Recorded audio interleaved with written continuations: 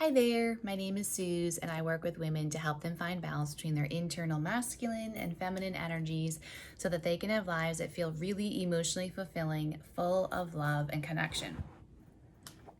I heard this thing the other day, so I can't take credit for this, but I want to expand on this and share this with other people, get this message out there, send this energy out into the world.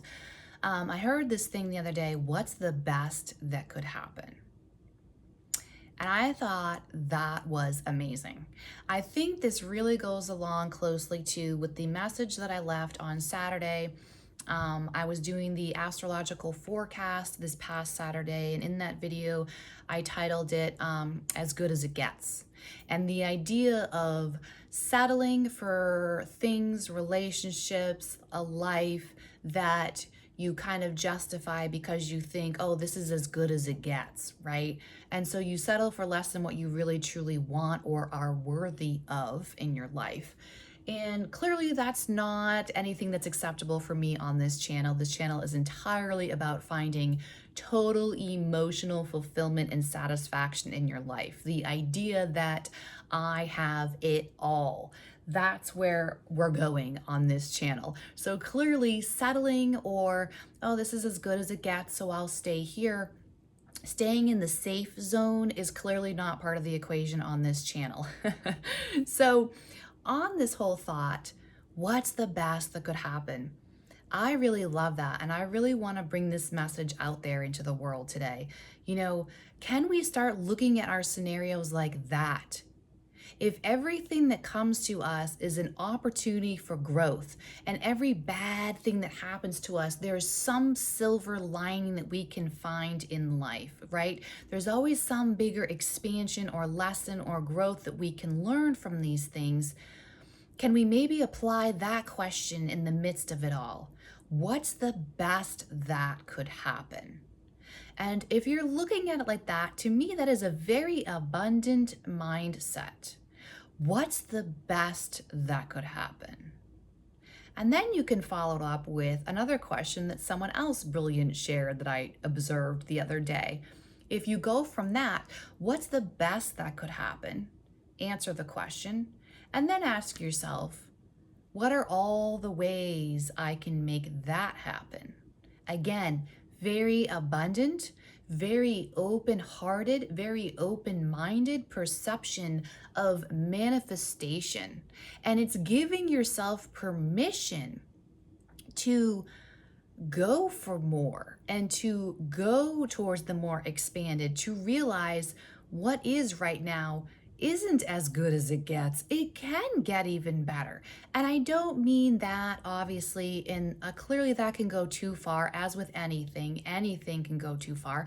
And I'm not meaning this in this egotistical or wounded masculine, distorted masculine energy of constantly chasing the next best thing or constantly like needing to have more. I don't mean it in this greedy, chasing kind of a way of never being satisfied. That's not what I mean. But what I mean is to find the life that you are truly destined to have, and to find the life that is really, truly emotionally fulfilling and satisfying. The path there are these types of questions. What's the best that could happen here? And then what are all the ways I can make that happen? I love this. This is moving from an identity of scarcity mindset, moving from an identity of very limited, narrow thinking into a space of limitlessness. I just recorded a video for Sunday's message, and in that was the Oracle card. I still have them here. I forget which one it was. I think maybe it was the Palace one, talking about I am limitless, I am boundless. And that is feminine energy at its most pure. There are no bounds to the feminine energy. Anything you can dream up, you can have. What's the best that could happen here? And what are all the ways I can make that happen? And then just start trying. And I don't really like the word trying. I don't know why I said that. I'm going to have to correct myself on that one. I'm not a fan of trying, except in the way of curiosity. Let's see what happens when I try this. Let's see what happens when I try that, right? I don't mean the word trying as in an excusing kind of a way. Well, I'm trying to do this thing and it's not happening. I don't mean that in a victim-y wounded kind of a way. I mean it in an open-ended, curious, adventurous kind of a way. There's a big sense of adventure to it. And I love that, of learning, you know, what's the best that could happen here? And that's really the scenario and the questions that we need to start asking in our relationships a lot more. I am a really huge oh my word. I am a huge advocate of staying in relationships. And no, I'm not talking about staying in abusive relationships. That goes without saying. However, I feel that there is too much focus on relationships and just walking away if you're not happy, instead of understanding what gold could be actually found there. If you want deeper connection and fulfillment and emotional intimacy in your relationships, you can have it. You just have to know how to create it. What are all the ways I can make this happen? Taking self-responsibility for the things that I want. What's the best that could happen here? If I'm looking at my relationship and I see X, Y, and Z that is not 100% satisfactory to me, what's the best that could potentially happen? What have we been through in our past that indicates to me that this does hold potential to grow into this new space with me? I'm not talking about staying in relationships that are not willing to grow with you. But if you are in a dynamic that has shown that it does hold potential and a willingness to grow with you, what is the best that could happen here? And what are all the ways I can make that happen? This is deeply feminine energy, because the feminine energy is all about expansion, connection, deeper emotional fulfillment. It is entirely about the unseen, energetic, emotional world. So it's the feminine that has to lead the way there. Take the responsibility within yourself. What's the best that could happen here? In the moments that you are in an emotional shitstorm with yourself and you are going through it emotionally, what's the best that could happen here?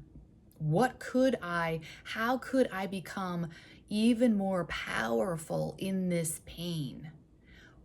How could I use this to propel myself forward?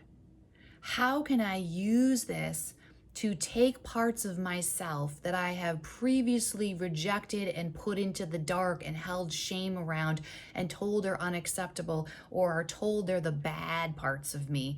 How can I use this to go into the darkness and pull those pieces of me into the light and integrate them? I was doing a video earlier about that, about it's, you're a spirit self, but you're also a human self. You are darkness and you are lightness. And it's about integrating the two together. It's not about denying yourself your darkness. It's not about hiding away your darkness or your wounds. It's about bringing them into the light and integrating them and using them to make you more well-rounded and powerful and pull you forward into a bigger, expanded sense of self. You can do the same in your partnerships. What's the best that could happen here? And what are all the ways I can make that happen? It always comes back to yourself. What can I shift and change within myself? And in so doing, I shift the situation. Energetically, perceptively, what can I shift within myself? And anything that is meant to move forward with me will move forward with me. That's how energy works. Whoever is meant to go forward with you will respond to your energetic shifts and they will move forward with you.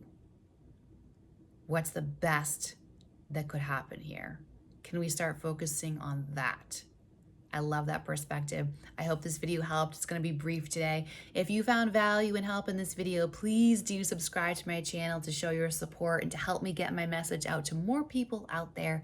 Let me know in the comments what part of this video you liked the most and found the most help and value and support and validation for you. I'm sending so much love to you all. Have a beautiful day. Goodbye for now.